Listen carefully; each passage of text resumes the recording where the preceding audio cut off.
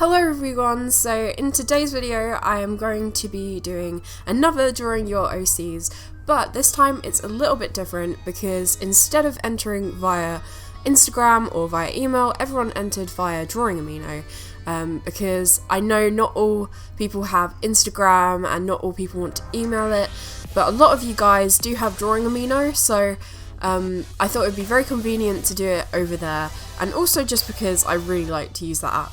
And it made it a lot easier to do this kind of video because it gave people the chance to upload multiple references.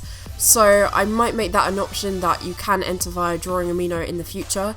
So I will be looking at submissions over email, Instagram and Drawing Amino all at the same time. Or there is another option, and this is something someone else suggested.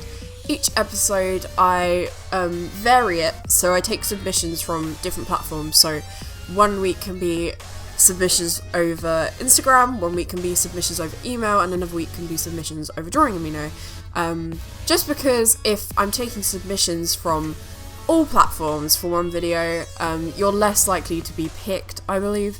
So maybe that would be a better way to do it. Also, after everything I said last week about whether or not this should be going on for much longer or whether it should just not be a weekly series, I think the general consensus was that no one really wants these videos to stop, but it would be a better idea to do it every fortnight. So from now onwards, you can expect to be seeing these videos every fortnight, and I will have episode 10 out in, not next week, but the week after now, so that is when you can look forward to that. Anyway, I'm going to get into talking about the first character here, whose name is Aquas. And this is Kara's character on Drawing Amino. So his name is Aquas, which means it is my turn, and he is 21 years old. This is his story. Aquas was born into a family of 5, 2 brothers, 2 sisters, and a mother. His father died just before he was born. He had 1 gold and 1 silver eye, which everyone thought was either extremely odd or extremely beautiful. In his tribe, everyone is born with a certain number of blue markings, and however many markings you have determines how long you will live, and each marking represents 1 year. Aquas was born with 87 markings, a normal amount for his tribe.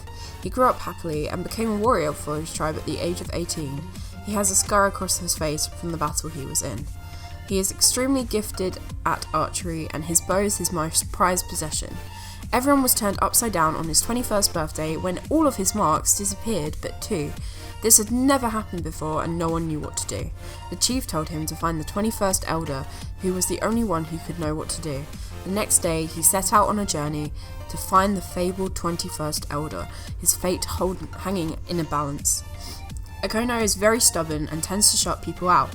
He doesn't talk much to people other than his family and close friends, and often seems cold to others because of it.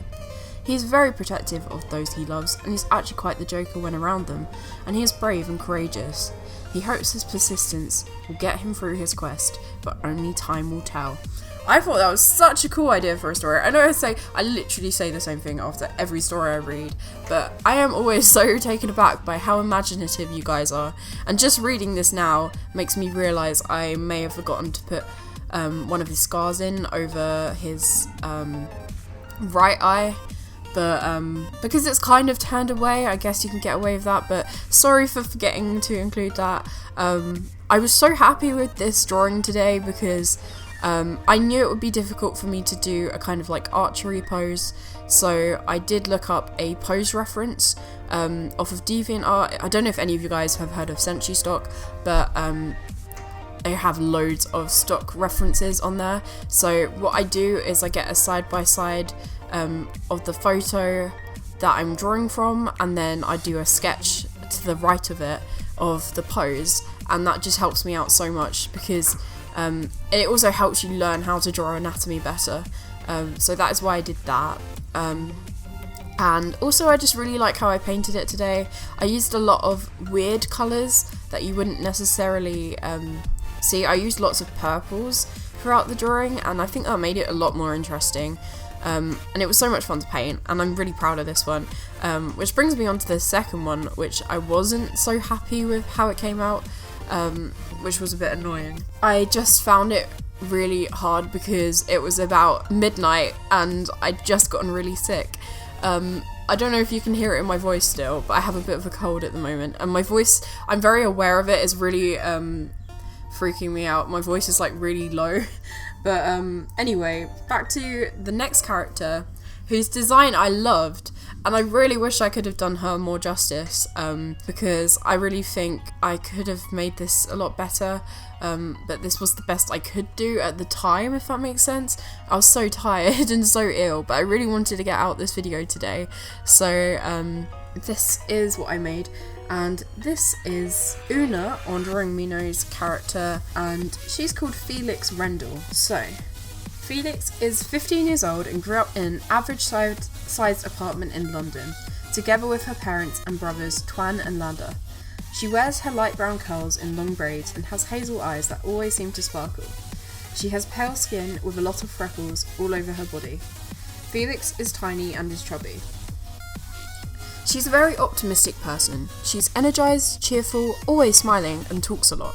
She can be a bit bossy, especially against her brothers. She loves animals and helps them wherever she can. Her ginger cat Jack is her best friend in the whole world. Felix is not very brave and is easily afraid of things. When it comes to combat, she rather runs than fights. Often because she is insecure about her abilities, but when people she cares about are threatened, she can get very protective. Her greatest fear is to be alone. After her father falls ill with a mysterious disease, her parents decide to move from the big city of London to the countryside. They buy an old farmhouse located in the middle of nowhere. That's why Felix named the house Nowhere.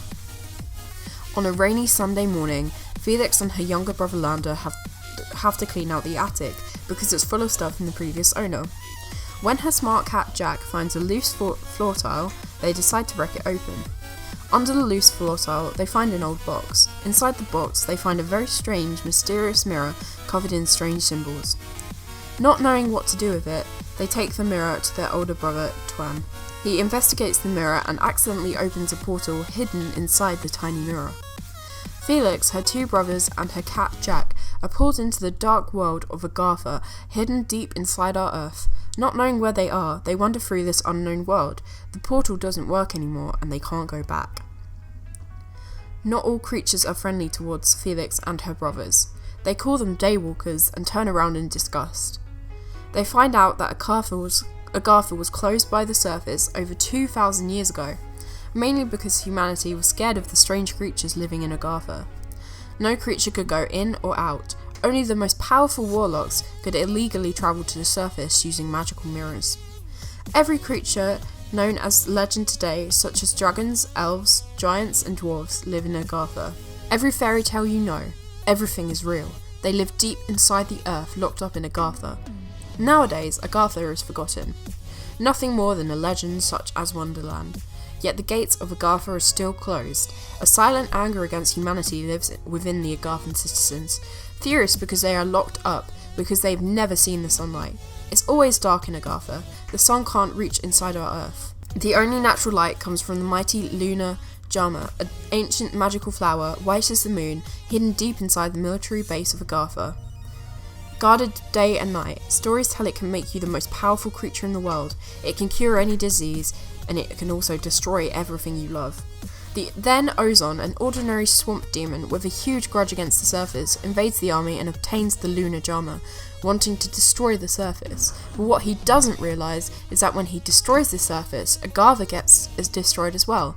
One cannot exist without the other.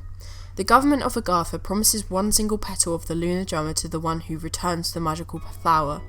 Every creature in Agartha, including Felix and her brothers, starts hunting for the flower, because one petal should be enough to cure their dying father. Maybe they can show the citizens of Agartha humans aren't so bad after all, and finally bring peace. So I love that story. It was so extensive and it had me really hooked from the beginning. It sounds like it would be a great idea for a book or a comic, and I know that the person who made this on Drawing Amino, they did say that they want to turn it into a real book one day, and I say definitely go for it because I thought it was a great idea. And yeah, I had so much fun drawing this character. I also included like the Lily that she mentioned in the story behind her, just as a nice little extra bit. And I just want to say, next week is a really exciting week because I have 2 videos planned. I have a beginner's digital art guide planned, and also a video with fan art inspired by Heathers, the musical and the film. Anyway, bye guys, and I hope you have a wonderful day.